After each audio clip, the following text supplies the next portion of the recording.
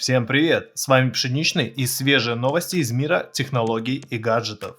Это просто новости без лишней жесткости. Это просто новости без лишней жесткости. Флагманский смартфон Xiaomi Mi 11 подешевел до исторического минимума в Китае. В течение последних недель мобильные телефоны Xiaomi отдают по очень привлекательным ценам. Сейчас его можно приобрести за 32 тысячи рублей, тогда как на момент выхода цена составляла 44 тысячи рублей. Речь идет о версии с 8 гигабайтами оперативной и 128 гигабайт флеш-памяти. Напомню, что Xiaomi Mi 11 получил однокристальную систему Qualcomm Snapdragon 888, а также AMOLED-дисплей с поддержкой частоты обновления изображения 120 Гц, а в основной камере установлен датчик изображения Samsung HMX разрешением 108 мегапикселей с оптической стабилизацией изображения. В это же время OnePlus Nord 2 превращается в самый опасный смартфон на рынке. В сети появилась еще одна история взорвавшегося смартфона, причем снова из Индии. На сей раз владелец пострадал, получив достаточно серьезные ожоги ноги. Смартфон взорвался в кармане джинсов, что и привело к травме. Подробностей истории пока нет. В теории смартфон и в кармане мог быть подключен к внешнему аккумулятору,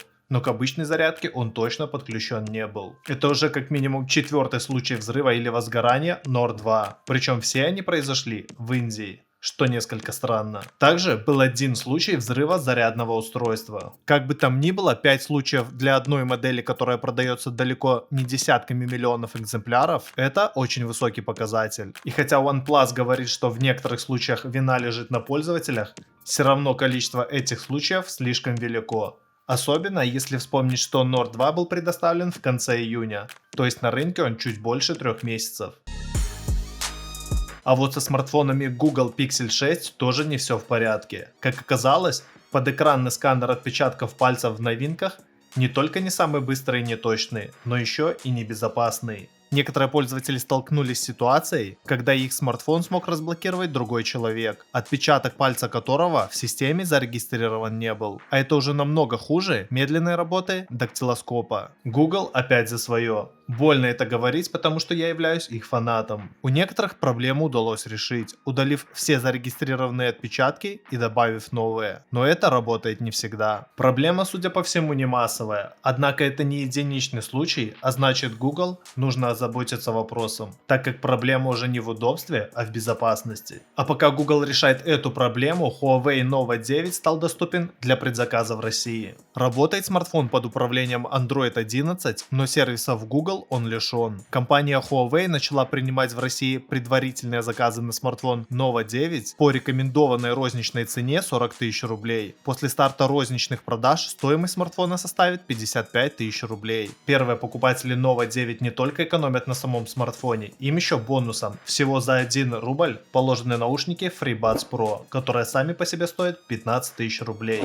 Huawei Nova 9, напомню, относится к моделям среднего уровня. В основе его аппаратной платформы лежит Snapdragon 778G. Смартфон получил экран OLED диагональю 6,57 дюйма, разрешением Full HD+, с кадровой частотой 120 Гц, 32-мегапиксельную врезанную фронтальную камеру, основную камеру с датчиками разрешения 50, 8, 2 и 2 мегапикселя, аккумулятор емкостью 4300 мАч с поддержкой быстрой зарядки мощностью 66 Вт и NFC. Самый быстрорастущий в мире бренд мобильных телефонов подтвердил, что наибольшей популярностью у покупателей пользуются Realme Q3s, Realme GT Neo 2T и Realme GT Neo 2. Только в первый день было продано более 100 тысяч единиц Realme Q3s. Бренд Realme заметно вырос за последние 2 года. В январе этого года Сюй Ци, глава компании, поставил цель, чтобы в этом году китайские продажи достигли 10 миллионов единиц. Теперь он подтверждает, что компания близка к осуществлению плана. Сегодня Realme занимает 6-е место на рынке смартфонов и уже наладила выпуск других устройств, включая бытовую технику и гаджеты для умного дома. При этом скоро компания собирается выпустить электромобиль, электроскутер, электрический велосипед и другие новинки. На прошлой неделе лидер Realme заявил, что компания готовится выйти на рынок смартфонов высокого класса. А долгожданная распродажа на AliExpress 11.11 наступит уже совсем скоро. И поэтому Поэтому уже самое время наполнять свою корзину товарами. Моя уже забита до отказа. Лучшие цены за весь 2021 год с 11 по 13 ноября. Ссылка будет в описании.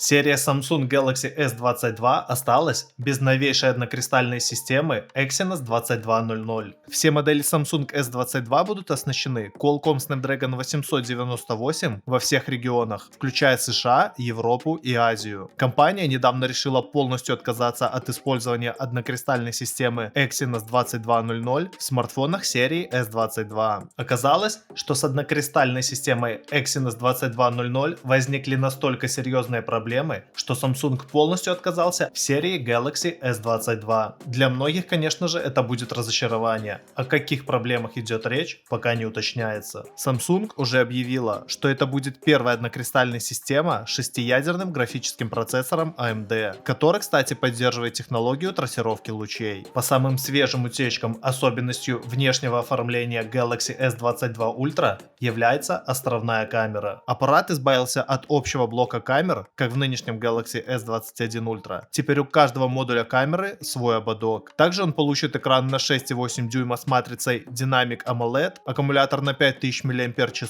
набор камер, позволяющий снимать как с трехкратным, так и с 10-кратным оптическим зумом. Разрешение главного фотомодуля составит 108 мегапикселей. По последним данным, Samsung решили не выпускать серию Galaxy S22 в январе. Скорее всего, он состоится 8 февраля.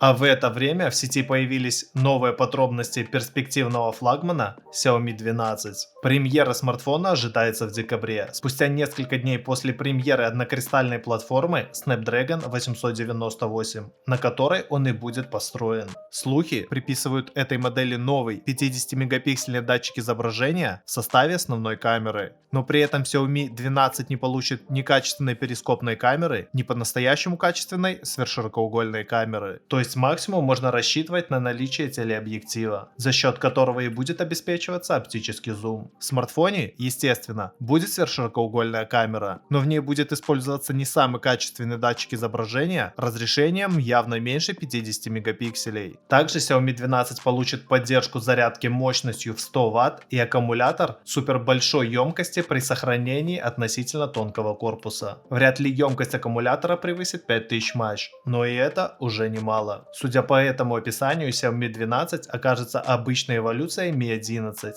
и поэтому цена, если и повысится, то не намного. Подписывайся и ставь лайк, если новостной формат видео имеет место быть, буду рассказывать больше интересных и актуальных новостей. Да пребудут с тобой инновации!